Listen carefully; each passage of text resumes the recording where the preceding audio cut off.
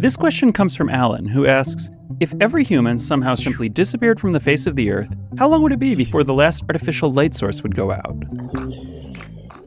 We'll start with the obvious. Most lights wouldn't last long because the major power grids would go down relatively quickly. Without people, there would be less demand for power, but our fridges and air conditioners and lava lamps would still be running. Fossil fuel plants, which supply the vast majority of the world's electricity, require a steady supply of fuel, and their supply chains do involve people doing things. As coal and oil plants started shutting down in the first few hours, other power sources would get hit with that extra load. This kind of situation is difficult to handle even with human guidance, and the result would be a rapid series of cascading failures leading to a blackout of all the major power grids. Nuclear reactors, of course, don't require a steady supply of fuel. One reactor operator I talked to said that if their core settled into low power mode, it could continue running almost indefinitely. A cube of uranium contains about 6 million times as much stored energy as a similar-sized cube of coal. Unfortunately, although there's enough fuel, most nuclear reactors wouldn't keep running for long. As soon as something went wrong, the core would go into automatic shutdown. Every part of a reactor control system is designed so that a failure causes it to rapidly shut down. This would happen quickly. Many things can trigger a shutdown, but the most likely culprit would be the failure of the power grid. However, plenty of light comes from sources not tied to the major power grids. Let's take a look at a few of those and when each one might turn off. Many remote communities, like those on far-flung islands, get their power from diesel generators. These can run until their tanks run out of fuel, which in most cases could be anywhere from days to months. Off-grid generating stations that don't need a human-provided fuel supply would be in better shape.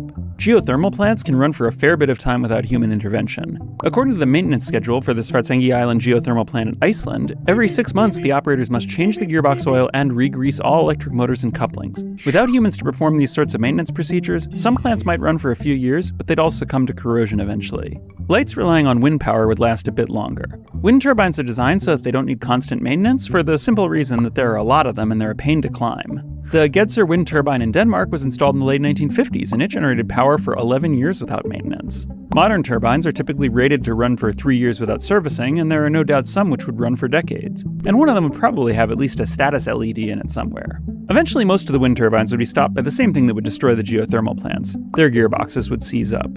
Generators that convert falling water into electricity will also keep working. An operator at the Hoover Dam once said that if everyone walked out, the facility would continue to run on autopilot for several years. Though if the power grid is down, all that electricity would have nowhere to go. In the end, the dam would probably succumb to clogged intakes or the same kind of mechanical failure that hit the wind turbines and geothermal plants. Battery-powered lights wouldn't fare much better and would all be off within a few dozen years. Even without anything using their power, batteries eventually self-discharge. Some types last longer than others, but even batteries advertised as having long shelf lives typically only hold their charge for a decade or two. Solar power is probably the most promising candidate. There are many off-grid solar-powered buildings, weather stations, and other remote infrastructure around the world. Emergency call boxes, often found along the side of the road in remote locations, are frequently solar-powered. They usually have lights on them which provide illumination every night. Like wind turbines, they're hard to service, and so they're built to last for a long time.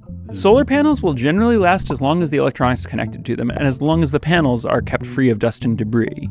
The wires and circuits will eventually succumb to corrosion, but solar panels in a dry place with well-built electronics could easily continue providing power for a century if they're kept free of dust by occasional breezes or rain on the exposed panels.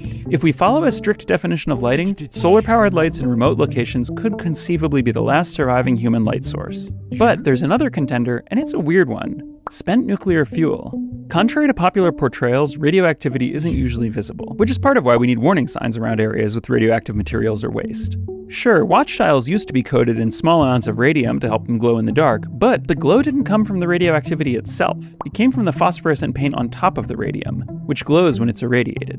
Once the phosphorescent paint breaks down, the watch dials are still radioactive but no longer glow. Watch dials, however, are not our only radioactive light source. When radioactive particles travel through materials like water or glass, they emit light through a sort of optical sonic boom. This light is called Cherenkov radiation, and it's seen in the distinctive blue glow of nuclear reactor cores. Some of our radioactive waste products, such as cesium-137, are melted and mixed with glass, which cools into a solid block before being wrapped in more shielding for transport and storage. And in the dark, these glass blocks glow blue. Cesium-137 has a half-life of 30 years, which means that 2 centuries later, the blocks will still be glowing with 1% of their original radioactivity. Since the color of the light depends only on the particle decay energy and not the amount of radiation, it will fade in brightness over time, but keep that same blue color. And thus, we arrive at our answer. Centuries from now, deep in concrete vaults, the light from our most toxic waste will still be shining.